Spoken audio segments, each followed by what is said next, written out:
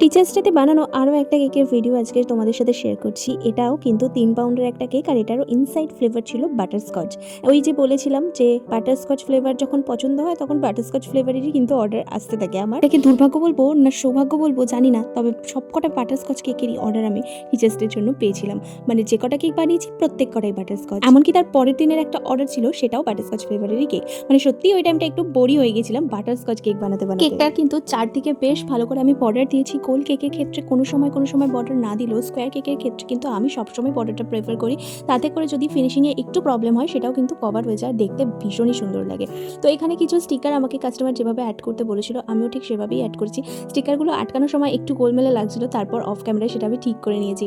এখানে দুটো ফন্ডেন্টের বই বানিয়েছি, আর এই ফন্ডেন্টের বইটা বানানোর পর ওটাকে মাঝখানে বসিয়েছি। হ্যাপি টিচার্স ডে একটা যেখানে প্রথম দিয়েছিলাম সেটা আমার একটু ম্যারম্যারে লাগছিল, তো তুলে একটু কালারফুল ট্যাগ বসিয়েছি। আর এখানে কিন্তু আমি কোচিং সেন্টারের নামটাও দিয়েছি।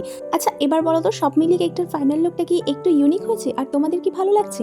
তোমাদের যদি ভালো লাগে তাহলে অবশ্যই তাড়াতাড়ি আমাকে একটা কমেন্ট করো, আর আমার চ্যানেলটা সাবস্ক্রাইব করে দিও। আর যারা ফেসবুক থেকে দেখছো তারা ফলো করে পাশে থেকো। টাটা।